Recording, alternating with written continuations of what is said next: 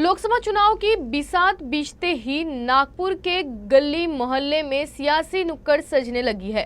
खासकर मुस्लिम बहुल इलाकों के लोग बड़ी संख्या में इन सभाओं में शामिल हो रहे हैं।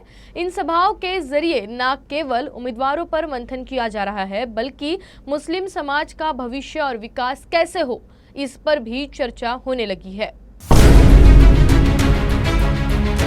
लोकसभा चुनाव को लेकर अब नागपुर शहर के लगभग सभी चौक चौराहों, गली मोहल्ले में सियासत पर जमकर चर्चा होने लगी है। चर्चा भी इस बात की कि आखिर इस चुनाव में किस पार्टी या किस उम्मीदवार का पलड़ा भारी रहेगा, किसकी हार होगी या कौन सा नेता कितने वोटों से जीतेगा। ऐसे कई मुद्दे हैं जिस पर आम से लेकर खास हर कोई चर्चा में व्यस्त है। चुनाव की तारीख नजदीक आते ही शहर की गलियां चुनावी शोर में डूब गई है। नागपुर के मुस्लिम बहुल इलाकों में इस तरह की चुनावी नुक्कड़ आयोजित कर पार्टी, उम्मीदवारों और विकास के विषय पर मंथन किया जा रहा है। मैंने जगह जगह नुक्कड़ सभाएं लेने शुरू की।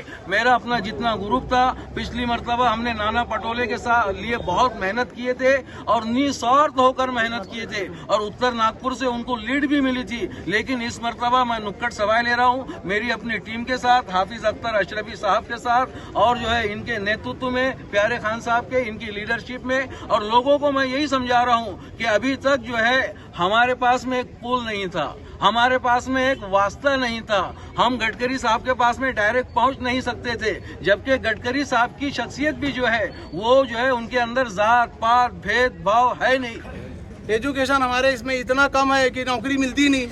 अब मेरे को भी नौकरी मिली जरूर है, लेकिन बहुत संघर्ष करने के बाद में हमारे लोग संघर्ष करते नहीं है, पैसा नहीं है। कम से कम सरकारी स्कूल और सरकारी कॉलेज तो कम से कम इतना बना के दो ताकि वहाँ पे हमारे लोगों का एडमिशन हो। 100 बच्चे में से अगर से 10 बच्चे भी जाके अगर से वहाँ से एडमिशन लेके कुछ करके बताया तो हमारा लगेगा कॉलर टाइट होगा कि हाँ ये एजुकेशन पे हमारा लड़का यहाँ पे एडमिशन लेके कुछ तो भी बना है। उस टाइम मेरे साथ में बावनकुड़े साहब थे, मिलिंद माने साहब थे और सबसे पहले तो मैं नितिन गडकरी का लेटर साहब, माननीय नितिन गडकरी साहब का लेटर लगाया था सबसे पहले। जिस टाइम में मैंने एंट्री करी अपना एनआईटी के अंदर में, तो सबसे पहले हमारे को एनआईटी का अंदर में नितिन गडकरी जी का लेटर लगाया। उसके बाद में नितिन गडकरी जी ने बोले कि फलाने की तरफ में जाओ, तुम्हारा काम हो जाएगा। हम मंत्रालय गए, वहाँ से हमको लेटर मिला। उसके बाद में मेरा काम रुक गया। उसके बाद में प्यारे भाई के साथ में अपना मैंने काम बोला कि भाई ऐसी से ऐसी बात है, प्यारे भाई अपने कोई काम को अंजाम देना है। प्यारे भाई ने अपना मीटिंग कराए और प्यारे भाई ने मीटिंग करा के मेरे काम कर दिए।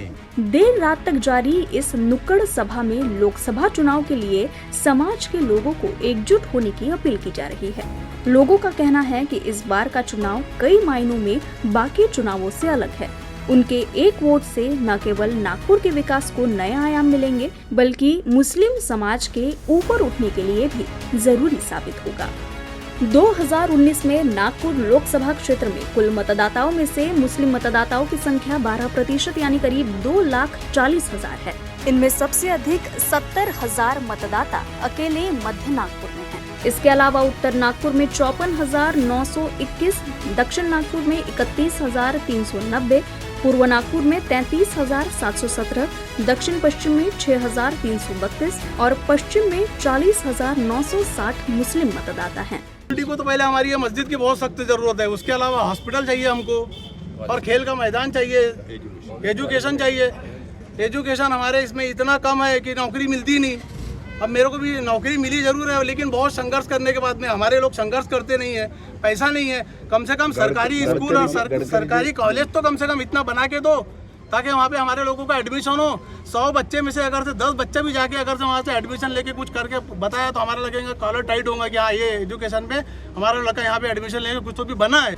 बात अगर पिछले 2 लोकसभा चुनाव की करें तो 2014 में मुस्लिम समाज बटा हुआ था, लेकिन 2019 में अधिकतर मुस्लिम वोटर्स ने नितिन गडकरी पर ही भरोसा जताया था।